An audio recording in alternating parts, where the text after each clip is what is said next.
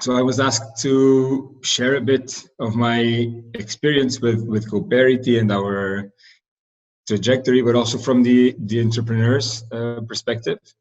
So I will try to do that by giving a bit of a background of where I come from and then where GoParity comes from and what we have done so far. So as I was told, as was told, I am an environmental engineer. I grew up in Porto, in Portugal, and I took 1 year after I finished my course to live in Brazil.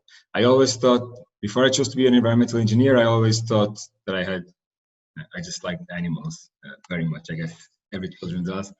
And when I had to choose what to do, I was between marketing and environmental engineering. But there's always this. Engineering is always gives you a lot of different tools. So I chose environmental engineering, finished my course, moved 1 year to Brazil, where I worked in ecological reserve, in monitoring mangrove reserves in Brazil. Then moved back to Portugal. Yeah. After that internship was over, I worked in the European Parliament. Then I went there for an internship too, and then I ended up living in Brussels for 4 years. And after that, after Brussels, I realized that working at some place like the European Parliament is amazing, not because it's an important place, but because of the amount of information you have access to, and the types of people that you get to work with and to hear from. So I was there working as an advisor for environment and energy, and also on the research and innovation committee. So you get a lot of information about everything. I was there when the REACH directive was discussed, which is the European Directive on Chemicals. I was there for the first climate package for 2020 that was 20% renewable energy, 20% energy efficiency, and 20% cut on CO2 emissions. So there was a lot going on. So it's really interesting because you get also to hear the views of industry and the views of NGOs. But at a certain point, I realized Brussels is not the city I want to live in, and I'm going to end up specializing in politics, and that was not the goal. I like to have a more hands-on approach. So I took 1 year traveling in South America after that, doing some volunteer work too, and then moved back to Europe, where I studied my master's in Barcelona and got a job as a consultant in innovation in Barcelona. And then after having been, I think, 5 or 6 years outside of Portugal, I got invited to come back to Portugal to work for a national energy utility in renewable energies. I was there for 4 years. First managing the environmental impact of large hydroelectric infrastructure. And then I moved to the stakeholders engagement, which was kind of the transparent lobbying of our engagement of politicians, both in the national parliament and the European Parliament. And that's when I decided to become an entrepreneur. I realized I had been in small and medium enterprises in Spain, large political institutions in Brussels, large utility in Portugal, and I had never had my own company, and that's something that I had in mind for a long time already. So I started my first company in 2012, and it was actually to start GoParity. And the story behind it is, when I moved back to Portugal, I had to choose where I would open, or with which bank I would open a bank account. And when I lived in Brussels, I used to use an ethical bank, and then in Spain I used the same ethical bank. And coming back to Portugal in 2009, it was peak crisis. A lot of banks had done also a lot of ugly stuff, and there was no such thing as an ethical bank in Portugal. So I thought, okay, but there has to be another way of using money for good. So I invited a couple of friends to invest together with me, make a small investment in a small solar power station. And we got the place to do it, and then we realized we did not have money enough to get to fund or to do the whole investment by ourselves, just the four of us. And that's when we decided, okay, let's do it the typical entrepreneurial way. We start with family, friends, and fools, and we did that. So we went around talking to our parents and brothers and cousins and some close friends, and asked if anybody wanted to invest with us in a solar power station. The interest was good. We would pay, I think at that time we would pay 4% a year for 5-year loans, and 5% a year for 7-year loans, something like that. And and banks were paying nothing. They basically are almost still paying nothing anyway for the money you have there. So it was quite easy to find people to join. And then we got that project up and running, and we thought, okay, there might be a business model here. And we started doing some research and looking at what was going on in the world around this, and we started to learn about different types of crowdfunding. So not only crowdfunding for donations or crowdfunding for reward, but also for equity and crowd lending, which is actually what we do. At that time, there was no legal framework to do crowd lending in Portugal. So what we did was we did a second project, and we broadened the circle a bit. So with already more people that were more sort of close acquaintances, but not only just family and friends. And after we had that project, we needed to make a decision. We could continue operating below the radar, or do something different. And then we decided, because it was the financial market, so you don't want to play with the regulators.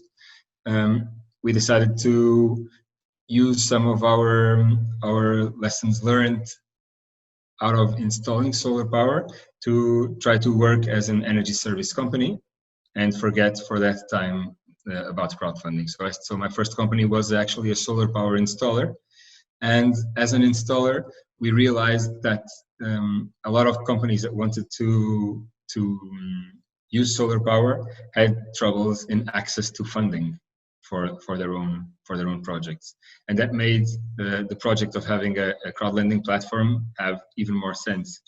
Then in 2016, a new regulation finally came out. We worked with the regulator before, trying to show them what was happening in other parts of the world, in Europe, with crowdfunding. We actually coordinated a European project that created sort of a map of the crowdfunding for sustainable energy platforms in Europe, but also some outside of Europe. And then finally, when the regulation came out, we decided to start GoParity. That's when I had a talk with my co-founders. They didn't want to leave the energy service company. And so I ended up leaving the company myself. I sold them my shares and found new co-founders to start GoParity. GoParity, as it is a crowd lending platform for sustainability projects. This means using GoParity, anyone can lend money with an interest to sustainable projects. And by sustainable projects, we understand projects that are in line with the Sustainable Development Goals of the United Nations. We started, our first project was launched in May 2017. So we just turned 3 a couple of months ago. We started with a lot of solar power, with renewable energy and solar power projects. And we had a platform that was basically desktop, mobile friendly-ish, because it wasn't really very mobile friendly. We grew our community, I think until November last year, to around 4,000 people. And in November last year, we finally launched our new platform that is mobile first, English first, also in Portuguese and Spanish.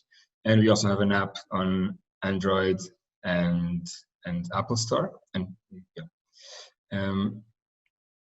And right now we have 45 projects that we have launched on the platform. We have projects in four different countries in the world, and we will reach 6 by the end of September. Most of the projects are in Portugal. We have also got a project in Eswatini in Africa, which is a really important project because it was our first international project, and also a project that we have been looking for a very long time now, because it's ever since we started, we realized there was the market gap for the access of funding in Portugal too. But we knew that there were other parts of the world where we could make a difference and do even more good with the money that we are getting people to lend to projects. So the project in Eswatini, for example, it's a project in a hospital, and they have a lot of grid stability problems when it comes to electricity, and they have to use also so electricity keeps running out, and they need to use a generator, and so sometimes it doesn't work, or there's no diesel enough, or even if it does, it's noisy and it pollutes. And this project will convert that hospital into being provided only by solar power and biomass, thus providing a cheaper and stable source of electricity. But it also goes beyond that, because the facilities will be run by a cooperative of women. So it's also a relevant project on the side of women empowerment and gender equality and job creation, local job creation. It's a technology that it was developed in Portugal, and basically they send the whole equipment in containers directly to Eswatini. Just for those who don't know, Eswatini is the former country known as Swaziland. And when the containers get there, they're all already pre-assembled. So it's almost a kind of a plug and play sort of project. We also have projects in Brazil, and we just launched the project in Colombia. And very soon we will have another one in another African country, and our first one in an European country that is not Portugal. So we're kind of in an exciting time, even with this coronavirus crisis. We have so far also funded 2.5 million euros of projects, and we have a community of over 7,000 users, I think 7,200 something for now, but all the numbers are shared on our homepage, and we try to be quite transparent about that. I think this sort of describes what we do, and I can also tell you a bit of our roadmap. I'm not sure if it's interesting, but as I told you, the whole experience and the whole idea and the concept started with not finding an ethical bank to use when I came back to Portugal, and that is still the vision. So our vision is still to make our way into becoming sort of an actual ethical bank, where people know that they can have their money, use their savings, save money, but also know that their money is being used for something good. And in our case, what we provide beyond that is also tangibility, because you can actually choose what projects you have your money with. So we have using GoParity, for example, you can invest, but you can also start your own savings plan. You can set up an auto investment scheme, which will invest for you automatically in projects that are according to your preferences. We have just launched IBAN accounts, so every user in GoParity has their own international bank account number, which makes it much easier to to transfer money there. We are going to allow for free money transfers between users to do something like, I would say, our own smaller Venmo. I don't know what system is famous, because it seems like every country is using more of one system there than other. And in the future, we look forward to even start integrating with payments, so that people can actually use their GoParity account to pay for daily things and get paid their salaries there. And so the goal overall is to provide a feeling of a green, ethical bank, and provide people with the opportunity to know where their money is being used, and it's being used for something good. And we want to make impact investing a bigger share of people's own assets.